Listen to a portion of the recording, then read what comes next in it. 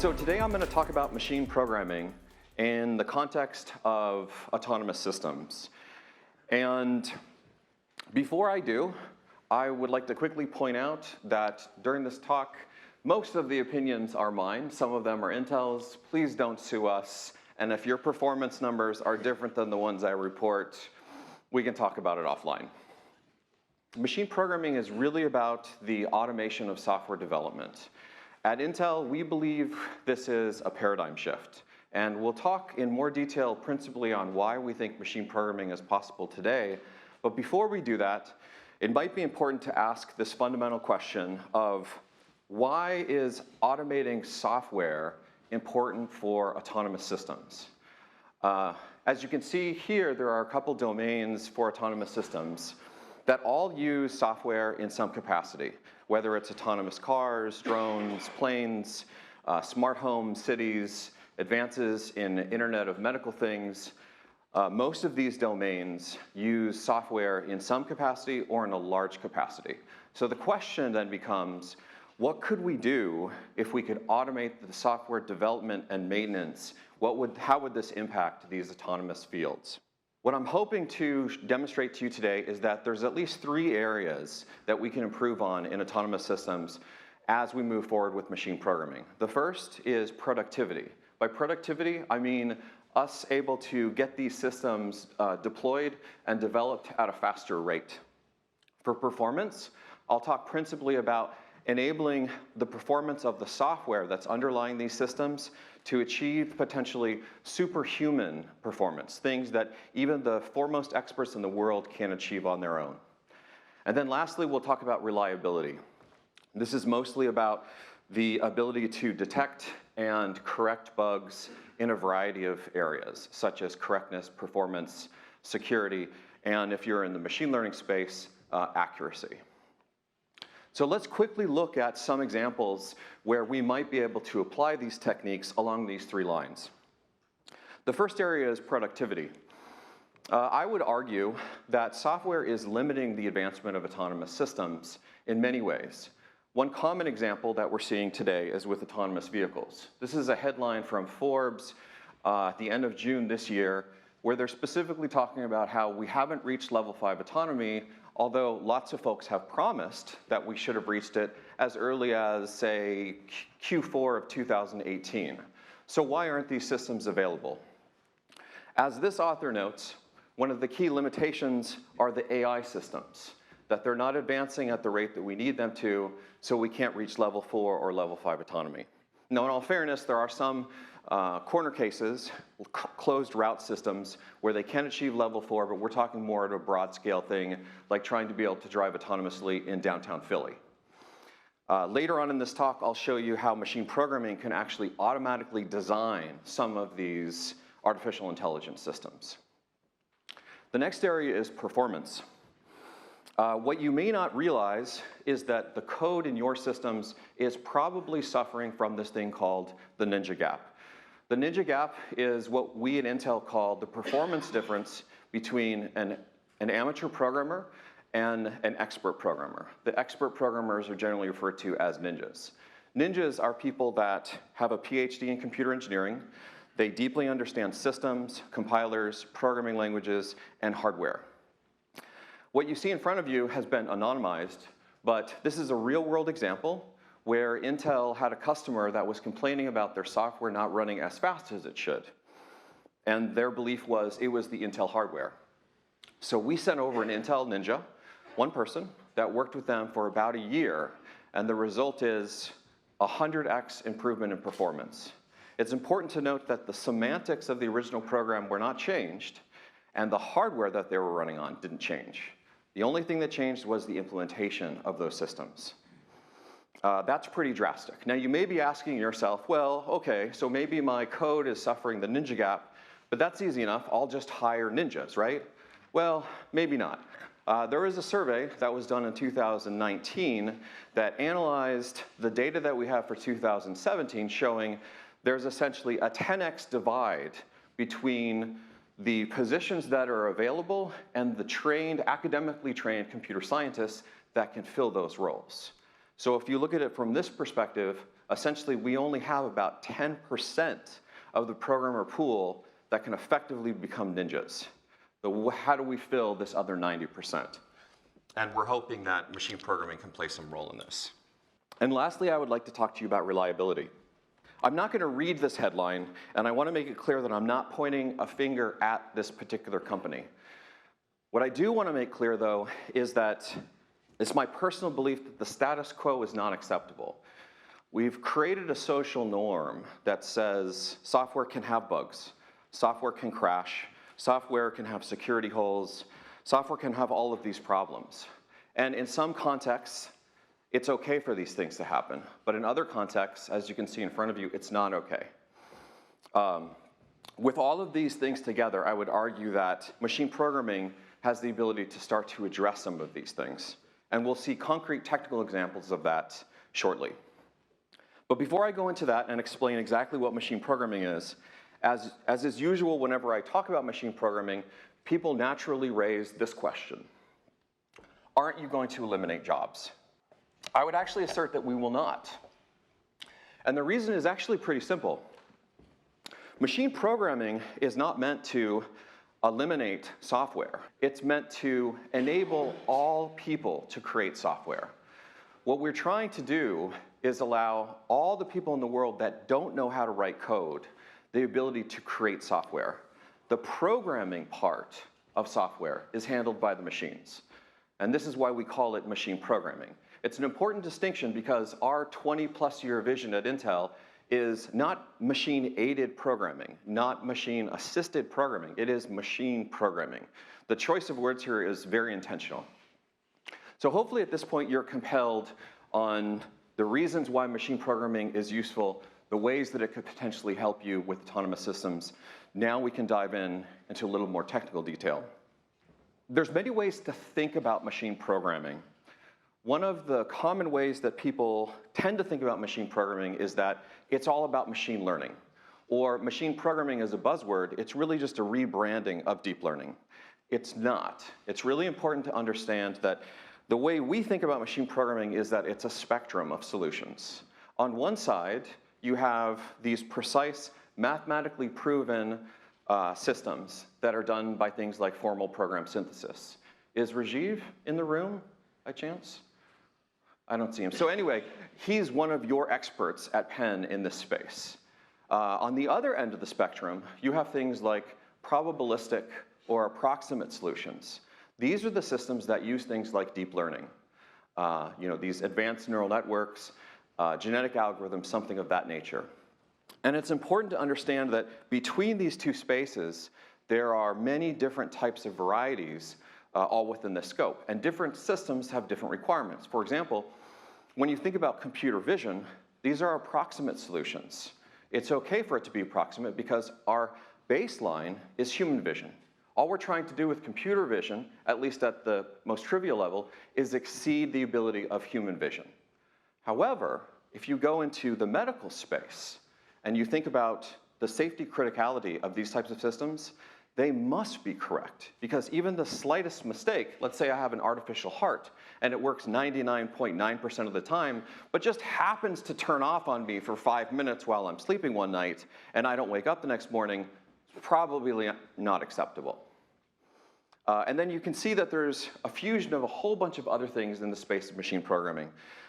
The other thing that I'd like to quickly point out is that within machine programming, many of these things not only are used to accelerate the field, but they'll be used as input. So for example, we may build machine programming systems in a particular programming language, and at the same time, we may ingest the code from that programming language as input to drive the machine programming system. So this sort of gives you an overall view to make you better understand that this is not just a rebranding of machine learning. It's not just deep learning or deep neural networks 2.0. It's actually something entirely different. Now, a natural follow-up question to this is, haven't others tried this? Surely you're not the first to propose something this crazy. This is true. In fact, when we did our analysis My collaborators at Intel Labs and MIT, what we found is there's a paper that was written in the 50s by IBM where they basically said, with the advent of Fortran, we are going to automatically create all this software and machines will handle everything. Here we are 70 years later, we haven't quite accomplished that, okay? So what makes today different than the 1950s? I would argue that there's at least two things. We're at an inflection point, and we've made a fundamental observation. So let's talk about both of these in a little bit of detail. First, the inflection point. Like machine learning, I would argue that machine programming is driven by the advances of three different areas, principally. Advances in machine learning and formal methods, and you can see some examples there. New and improved hardware. This obviously is really critical, as some of you that are in the space of machine learning know, with some of the stuff that Vinod's working on at NVIDIA, GPUs have played a tremendous role in the advancement of neural networks. And then also we have big and dense data. So let's talk a little bit about each of these. Everything you see under the bullet under machine learning and formal methods, these are all things that have been discovered or invented in the last 3 years. Some of them in the last 12 months. We believe that some of these pieces of technology are going to be fundamental to the advancement of machine programming. Second, you can see some of the different varieties of the new and improved hardware that we have. We've had CPUs and GPUs for a while, but you may not be familiar with these things called NNPs or TPUs. An NNP is a neural network processor. A TPU is a tensor processing unit. These are all pieces of hardware that are accelerating our ability to do machine learning. And machine learning does play a critical role in machine programming. I also want to just quickly draw some attention to bfloat 16. Just a quick show of hands, how many of you have heard or know about bfloat 16? Okay, great, right, because I expected as much. If you're not deep in the trenches of machine learning and you know a lot about hardware, you probably wouldn't have heard about this yet. But you'll probably start hearing about it really soon. What bfloat 16 is the observation that in many advanced machine learning systems, we care more about the magnitude of the numbers we're representing than the precision. And so what we've done is we've taken something that was an established standard in 1985, single precision floating point, and we've recast it specifically for more effective machine learning systems. Now, I think it's important to pause and consider this, that these types of changes don't happen without deep reflection. The implications of doing something like bfloat 16 means instruction set architectures change. Hardware potentially changes. So in order for people to adopt something like this, like Intel is, it means we have to be on the verge of something very big, sort of this precipice of this new frontier. And then lastly, I would just like to point out the growth of the programming data that we have just on GitHub. So if you go back into 2008, just a little over a decade ago, there were around 30,000 GitHub repositories. Earlier this year, we've exceeded 200 million. To put that in context, that's approximately a 4 order of magnitude growth in a decade. How many of you in the room are familiar with this thing called Moore's Law? Okay, right, everyone's familiar, right? So Moore's Law basically is saying, okay, roughly every 18 months, we're gonna double the number of transistors on a chip, right? If you take Moore's Law and put it in the context of the growth here, what's happening here is it's saying roughly about every 2 years, we're going to increase the size of the data by 10x. It's essentially Moore's Law on steroids. Okay, this is an enormous amount of data. There's two components to the data, too, to consider. First of all, it's big, in that there's lots of it. But the second is that it's dense. And what I mean by dense is that in some of the fields, you have a piece of data, and there's only one particular way to look at it. No disrespect to the computer vision people. I love all of you guys, but I'm going to pick on you a little bit. If you have a picture, oftentimes the way that we analyze this picture is pixel by pixel. We basically just have pixels, and there's limited, we're sort of constrained to the space on how we analyze this picture. And that's an oversimplification, right? So don't throw tomatoes at me. There's other things you can do, but let's keep it simple for now.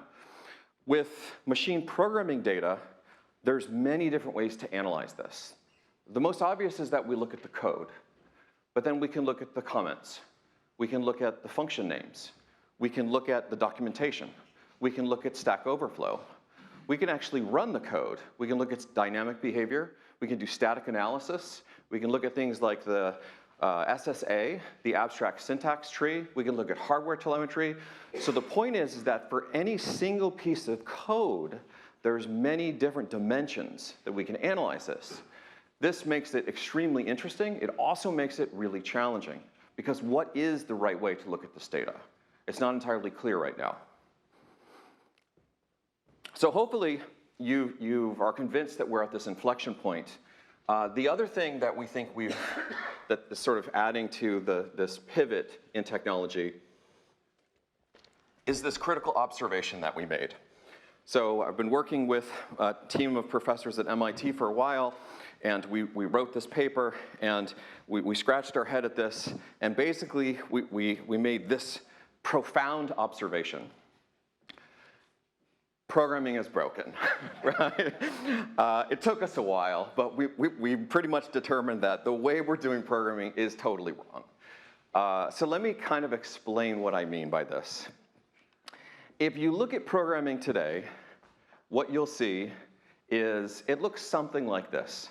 The average programmer has some intention, and that intention is being expressed through algorithms, data structures, and system-level details. The programmer is required to deal with correctness, performance, security, and if you think about machine learning, also accuracy. A single human being has to deal with all this.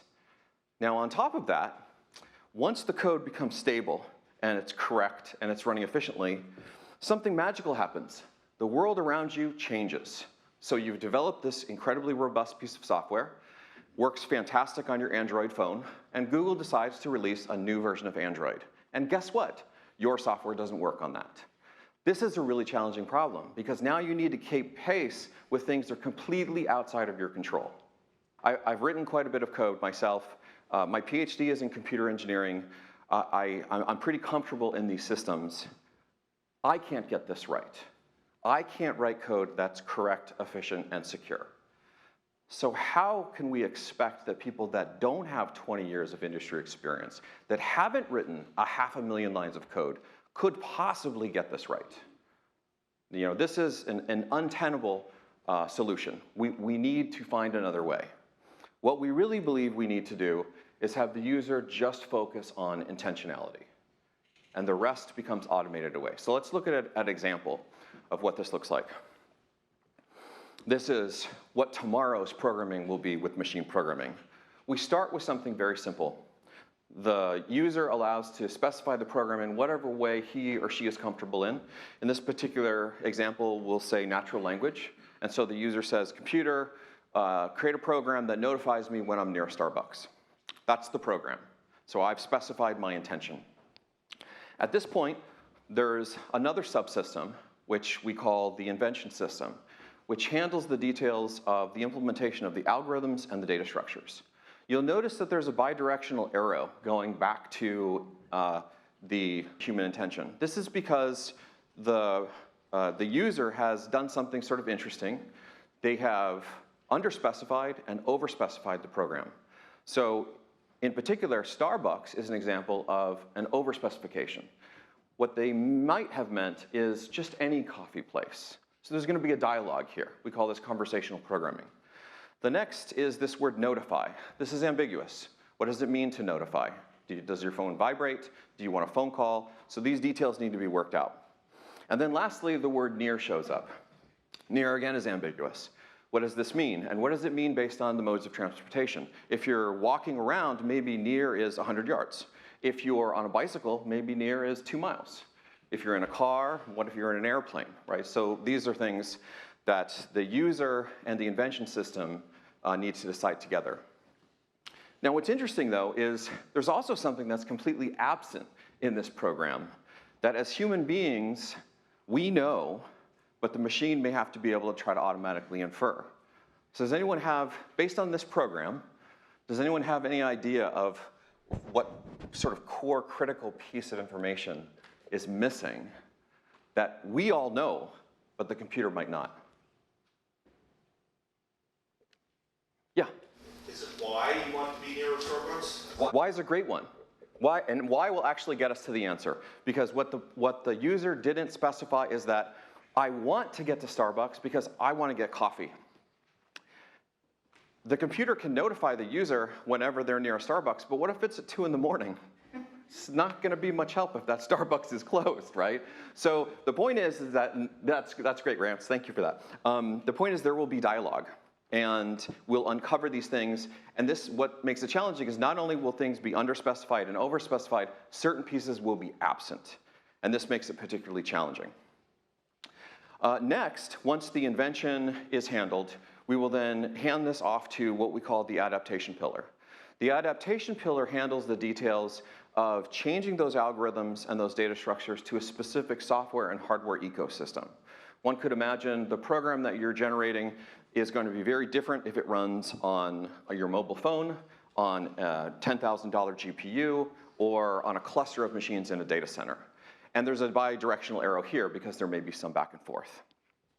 And then lastly, data is essential. So no matter how you view machine programming in this spectrum, whether you're using formal, precise methods that are mathematically proven, or you're using probabilistic systems that are using deep neural networks or things of that nature, you need data. So without data, none of this works. But thankfully, we have an abundance of that. Together, all of these things we call the 3 pillars of machine programming.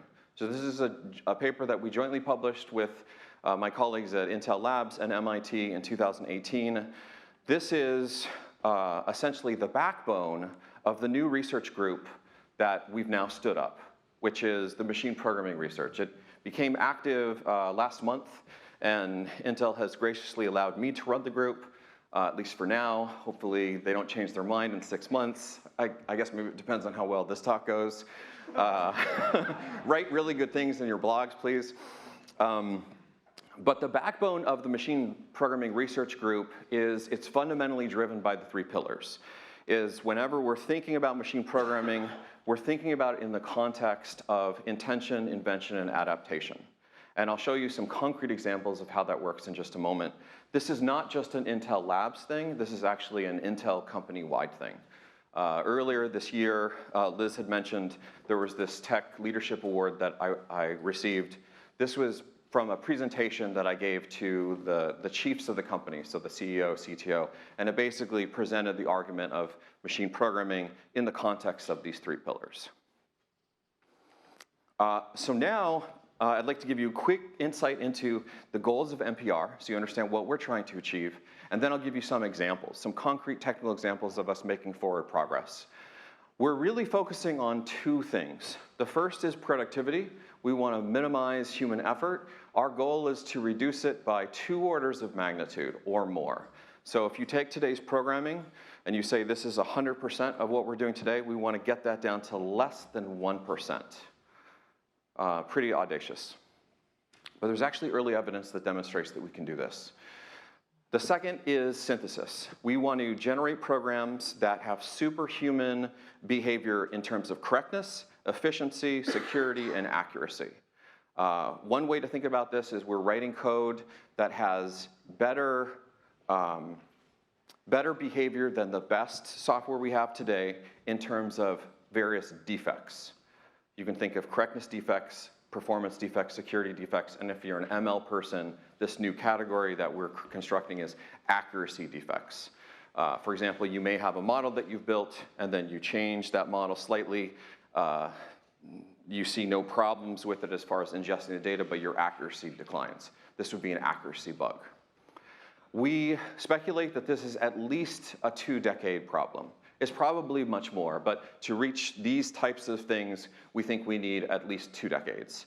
And we also believe that we're going to need large community support, which is part of the reason why I'm very happy that Rance is here on behalf of NSF. We definitely need to talk more of NSF involvement. Okay, so now that you know the goals, I want to show you how concretely 3 of the areas that I talked about before, productivity, performance, and reliability, are being attacked through machine programming. But I want to highlight one thing, is that in this following segment, I'm going to present to you some technical solutions that we've come up with. But I want to focus on this portion of scientific integrity. I've been doing research for 15 years or so, and there's a number of brilliant researchers out there, and sometimes I find that we don't do a good enough job expressing the weaknesses of our systems. We do a wonderful job expressing the strengths. I think it's important as a community that we really focus on the scientific integrity. It's okay for a system to have weaknesses. It's actually expected that as someone that's constantly on program committees, if I see a paper that says, everything is perfect about this, it has no flaws, I immediately reject this paper, right? Because we do science, not magic, right? And with science, there are trade-offs. And so what I'm gonna do is I'm gonna talk about this work, and keep in mind, the majority of this work is my work, so I'll be attacking my own work. But I'll present you with the pros, but I'll also present you with the cons. And part of the reason for this is scientific integrity. The other part is, my hope is you'll collaborate with me. I see one of my collaborators in the back of the room, Sam. And so hopefully this will give you some inspiration on areas that we're working in, that we know there are weaknesses, and maybe you'll be interested in helping fill some of those voids. So again, back to the 3 pillars. I'm going to talk about just a few examples. We really have dozens of projects that are in flight, but I don't have time to go into all these. But we'll talk about a quick example with intention, one with invention, and then a couple with adaptation. There is one that I would like to quickly highlight, and this is the Machine Learned Data Structures project. I'm working on this actually with Penn. So this is with Insup Lee, Jim, and Oleg. I think I saw Oleg somewhere. And the lead grad student is Sam in the back there. Sam, do you want to wave? So Sam is one of the sharpest grad students I've ever worked with. Definitely talk to him and learn more about this machine learned data structure stuff. I won't talk about it in too much detail because it's still early, but we're really excited. This is actually on our roadmap for Intel. No pressure, Sam. But it's on the roadmap. We have deliverables by 2021 to actually have this thing in one of our products. Okay, so let's dive in. We'll start with intention. Just a quick show of hands. How many of you have heard of the programming language Halide? Okay, great. So not that much. That's okay. Halide is a domain-specific language. It's been around for about 10 years. It was written by this gentleman, Jonathan Reagan Kelly, when he was doing his Ph.D. at MIT. And Halide was invented by Jonathan and Andrew Adams and others under the notion of what would happen if you built a programming language that divided the work of the domain expert and the computer expert. The notion is this language is mostly for image processing. And so you have someone that really understands the domain of image processing, but maybe that person doesn't have a PhD in computer engineering. So why expect that that single individual can handle all of this? Let's divide this. They refer to this as separation of concerns. We follow the same principle. In fact, Jonathan was coming up with this independently of when we were coming up with the pillars. At the last Kappa All Hands, Jonathan and I sat down and we realized, oh yeah, Halide is actually following the 3 pillars very, very closely. So what they do, what Halide essentially does, is it separates the programming responsibility into 2 pieces. You have the algorithm writer that is handling all the image computation, and then you have the scheduling writer. This is the person that's writing the code that's making it performant. One interesting observation I made last night while I was tweaking these slides is I noticed all the people that are writing the algorithm are happy, but the people that are writing the schedule are, I don't know what that means exactly. And this is taken from them, right? So I'm going to talk to them afterward why they're so sad. But anyway, yeah, so what's that? They're Astros fans. They're Astros fans, exactly, okay. Touche. So you'll also notice, though, that there are robots over there on the scheduling side. And that's really important because when Jonathan was originally designing this language, from my understanding, in speaking with him, his goal was just to separate these 2 things out. But what they saw as they move forward is that when you separate these 2 pieces, it allows machines to handle one portion of that entirely. And that's a really important observation, and why I believe we haven't been able to automatically parallelize a lot of work is because of that blurred lines that we saw earlier on the user's intention, the algorithms, and the adaptation. When you separate those clearly, what happens is it allows you to preserve the semantics of the program and explore the space exhaustively of the computational efficiency without perturbing the semantics. And that's actually what they did in their SIGGRAPH 2019 paper, is they built a new system that basically ingests the original algorithm that the user had written, and then it sends this through this iterative learning model that you can pick a schedule that's quickly found within a couple seconds, or you can continue to iterate on it until it gets a schedule that you think is optimal for your case. Now, this work is, I'm not a co-author on this, but this work is CAPA funded. So again, thank you, Rance. And it's a fantastic system. What they have shown with their latest work is superhuman efficiency.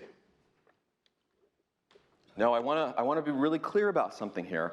At Intel, we have a lot of ninjas. If you're a software person like me at Intel, and you're not a hardware person, you're probably hired there because you can write really fast code. What they've done with these experiments is they took the world's foremost experts, which were them, the ones who created the Halide programming language.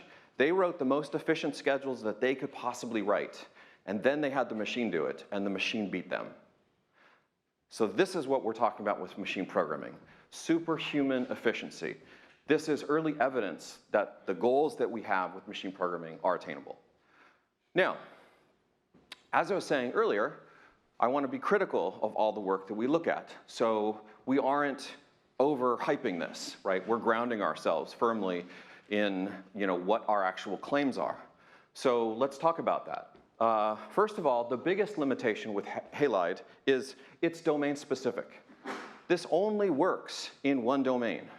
You can't apply this to some other domain. It's only for image computation.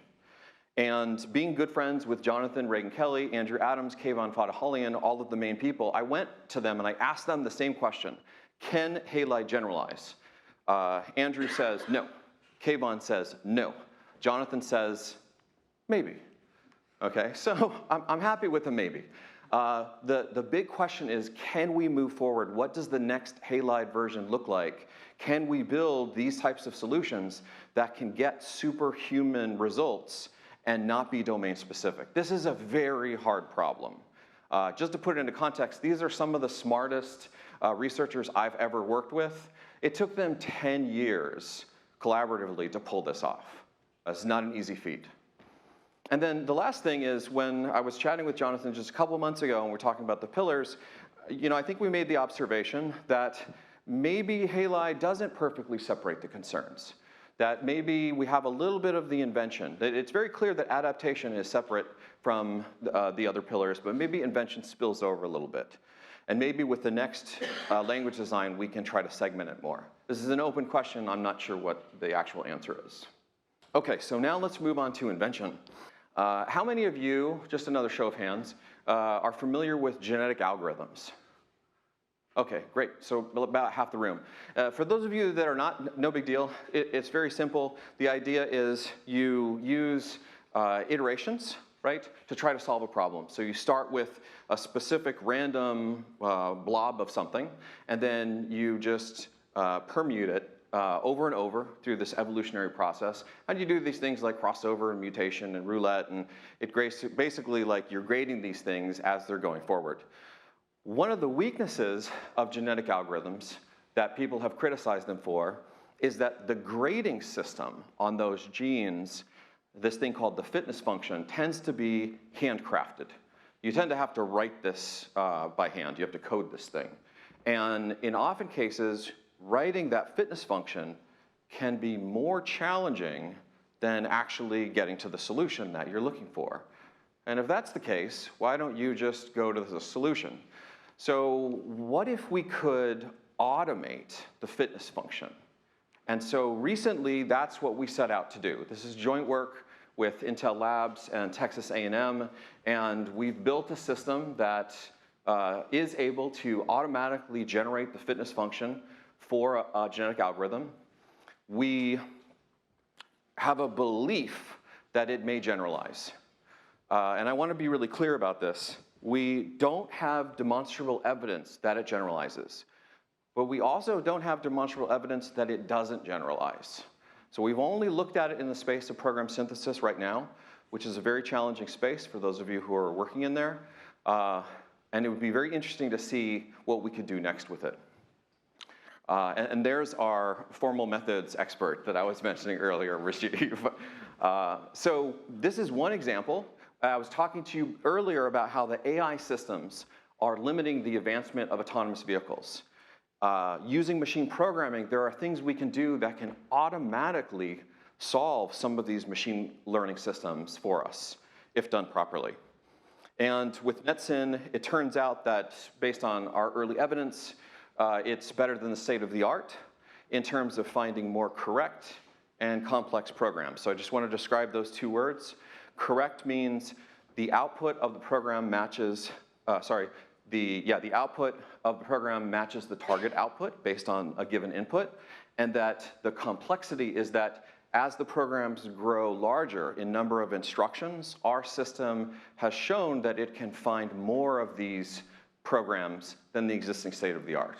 Things like deep coder and PC coder if you are working in this space, which is great.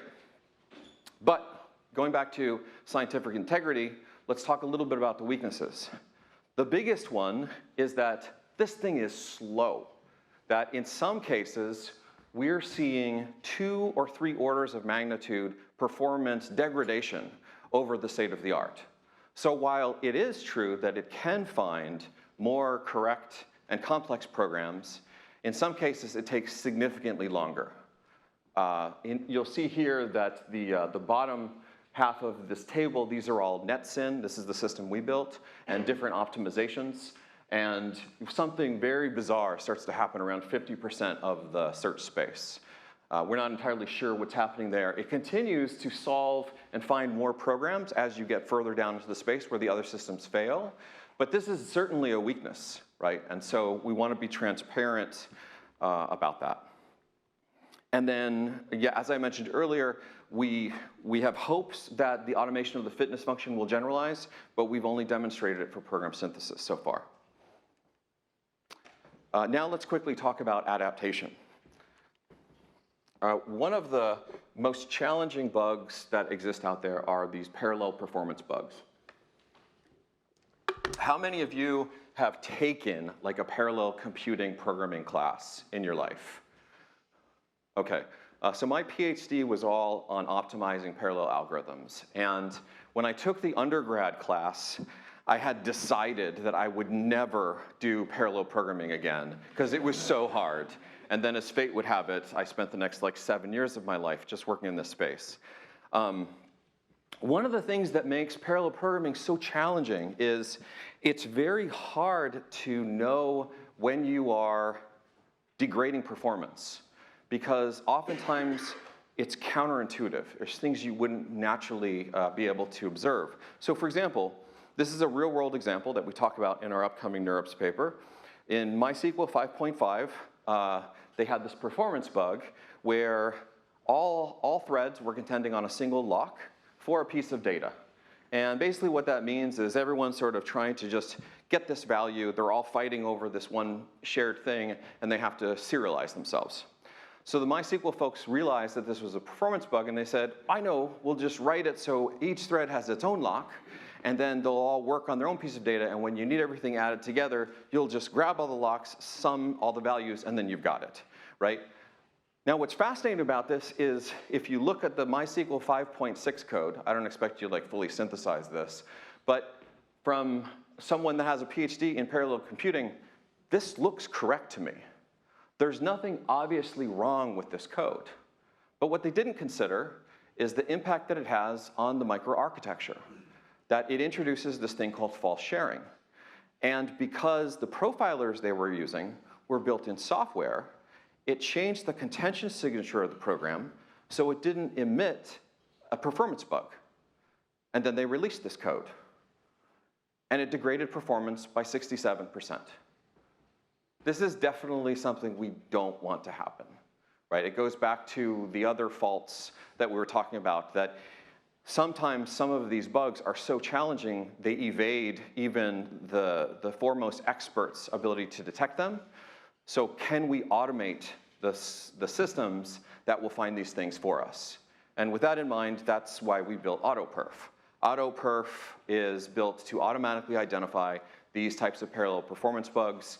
We've demonstrated that it detects all of, in the early evidence we have, it's detected all of the performance bugs we've thrown at it, including the MySQL one that was not detectable by humans. And one of the principal benefits that we've seen so far is that in the experiments we've run so far, it's emitted no false negatives. What this basically means is that we haven't seen a single performance bug that it's missed. Now, again, just to clarify, that's just in the experiments that we've run. I'm not saying that this behavior necessarily holds. But this could be very valuable because the last thing you want as an industrial leader deploying your software to accidentally degrade performance by 70%. And it has negligible overhead. This is the big reason why we believe it works, is it uses a fusion of autoencoders is a specific type of machine learning, zero-positive learning, which if you're familiar with one-class classifiers, it's a form of one-class classifiers for just anomaly detection, and then hardware performance counters, which is basically hardware telemetry. So in the line of scientific integrity, one of the major weaknesses that we see with AutoPerf is it's possible that the false negatives, having no false negatives, is an artifact of the threshold value that we've set for the autoencoder. And in fact, I'm fairly certain that this is the case. Now, that doesn't mean that we won't be able to maintain zero false negatives, but it does mean that if you accidentally set that threshold at the wrong value, you could introduce false negatives, and that would be really bad. Right now, that threshold is human decided, and we'd like to figure out a way to automate that. There's also a number of handcrafted configuration or hand-configured parameters. And then lastly, this solution only works using hardware telemetry, hardware performance counters. I think I saw Joe DeVetti at one point in the back there. He's also an expert in this space. If you try to do this in software, which I have tried, it just does not work because the overhead that you introduce with the software probes changes the contention signature of the program, and it essentially cloaks the performance bug. It's very specific to parallel software. Okay, and now the last example that I'd like to talk to you about with adaptation is last year we had this NeurIPS paper for precision and recall for ranges. And you might be asking yourself, okay, so we're talking about machine programming. Why suddenly are we talking about precision and recall for ranges? This is like something that you measure, classification things with. My argument is that when we think about the adaptation pillar, most of the time what we're thinking about is anomalies. We're thinking about trying to find defects. We're thinking about trying to find novelties. In any sense, from my perspective, these are all anomalies. And precision and recall are fundamental to anomaly detection. They're generally the measurements that we use in conjunction with the F1 score to determine the quality of an anomaly detector. Unfortunately, what we've seen is historically, the point-based precision and recall does not work for time series or range-based systems. The reason why this matters in the context of machine programming is that defects of any kind in software are usually a sequence of instructions. There are usually more than one instruction that causes the defect, right? Unless it's a divide by zero and you just have the zero embedded, even that usually would take two variables, x equals 0, y divided by x, right? So it's a range. And then as you look at more complex like security bugs, the range can be very large. So what's important is that we have the proper mathematical measurements to test these anomaly detectors in a testbed environment to ensure that they're actually properly catching anomalies, so then when they get produced or used in the real world, they're deployed, they actually have the same amount of accuracy. And one of the fundamental problems that we've seen in autonomous vehicles, this is the other area that I've worked in, and by the way, BMW, I believe, is actually adopting this technology for their autonomous vehicles, is that the anomalies that they're detecting in their sandbox environments are performing exceptionally well. It's F1 score of like 0.99, which is just fantastic, right? And then they put it into the real world, and then the actual anomalies it detects is significantly worse. And part of the reason why we believe this is the case is the mathematical measurements we use that underlyingly grade these anomaly detectors are fundamentally broken. So we went in and we redefined those mathematical properties. We basically said that they should be extensible, flexible, they should work in a time series.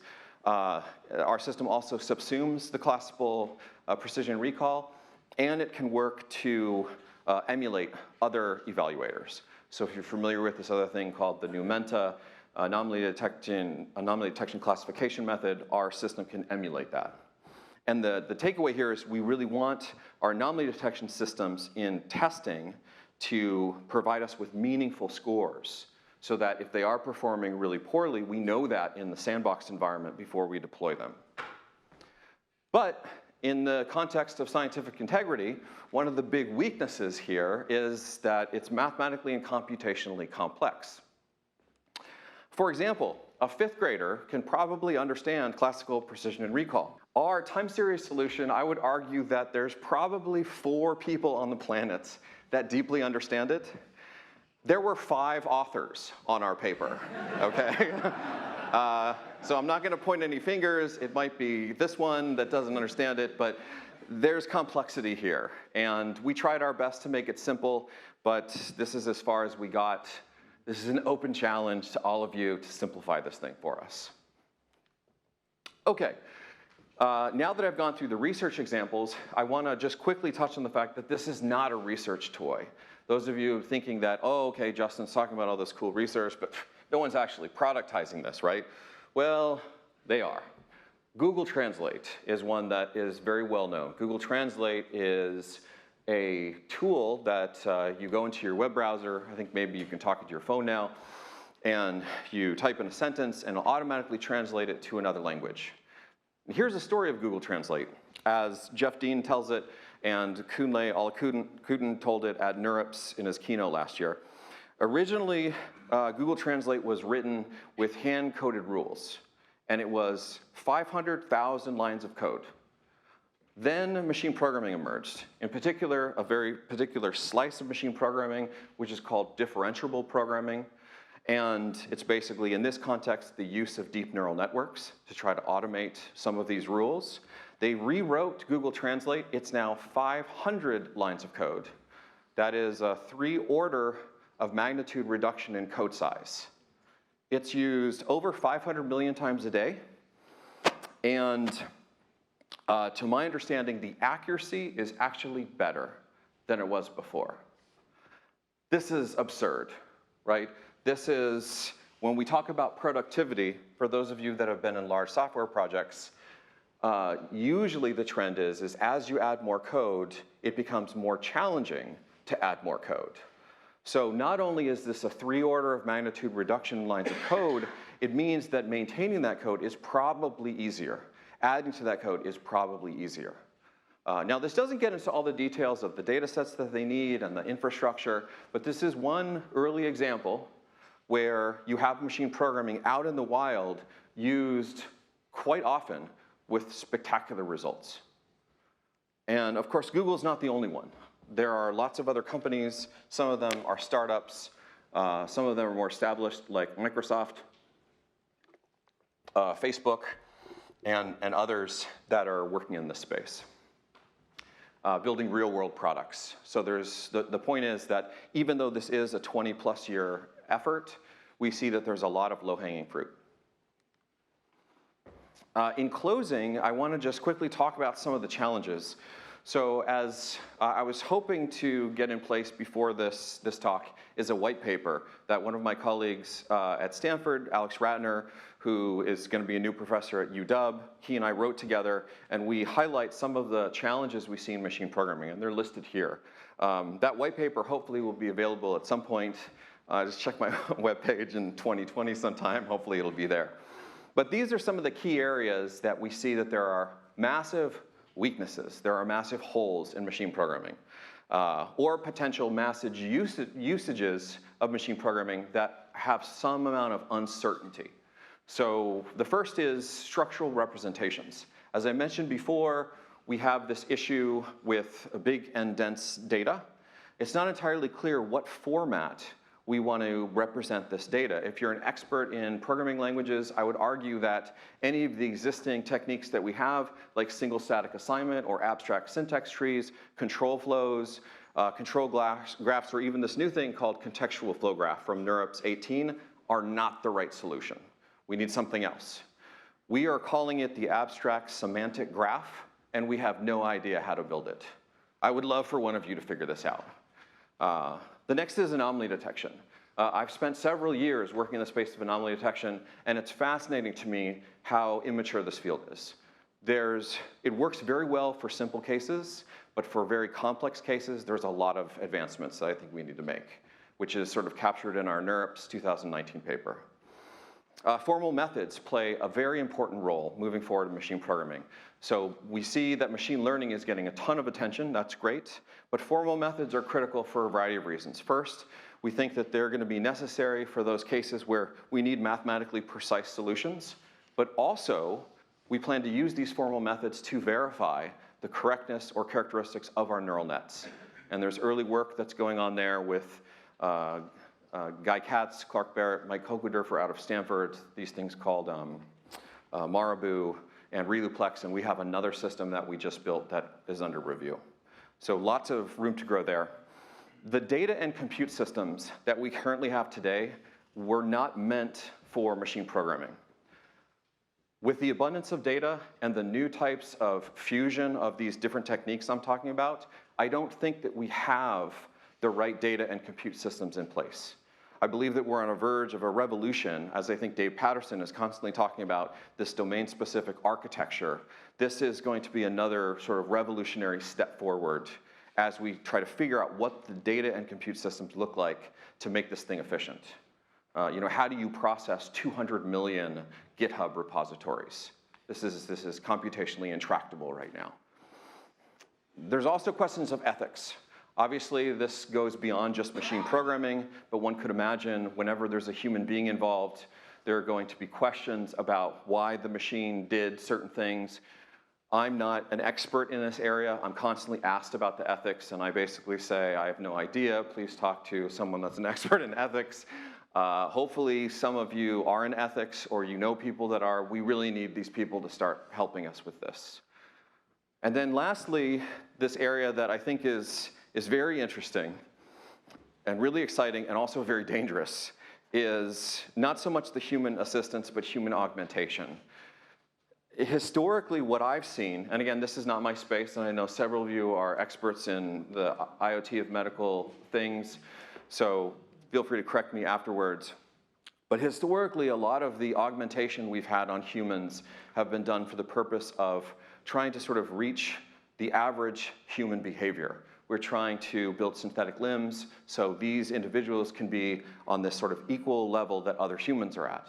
However, with the advancement of machine programming, and we're already seeing certain one-off cases of this, people are actually augmenting themselves to not achieve normal human behavior, but achieve superhuman behavior. It's happening right now. You can Google it. People have things sticking out of their heads, this type of thing. It's not clear to me how far this is going to go, but I suspect that this is going to be a trend that will be adopted. And there are some fundamental questions that I don't know how to answer, and most of the people I work with don't know how to answer, on how we address these, specifically in terms of safety properties, that we ensure that when people are augmenting themselves, that it's safe. So I'm near the end. I have one slide left. Basically, this is just my call to action for Penn and others, that we want to continue to work with thought leaders like yourself. So I'd like to thank INSUP and Oleg and Jim and everyone else that has been so generous to collaborate with me. We have a workshop called Machine Learning and Programming Languages that Meir, I don't know if Meir's in here, but he's the program chair. Meir's in the back there. He's actually the program chair. He's published at this venue. We're going to have submissions open in a couple months. We would love to see more Penn. We see a lot of MIT, a lot of Stanford, a lot of Facebook and Intel Labs, not as much Penn. I'd love to see that change. And then my group is growing. So if you're interested in this space, please let me know. Let's talk offline. And with that, I will conclude. Thank you.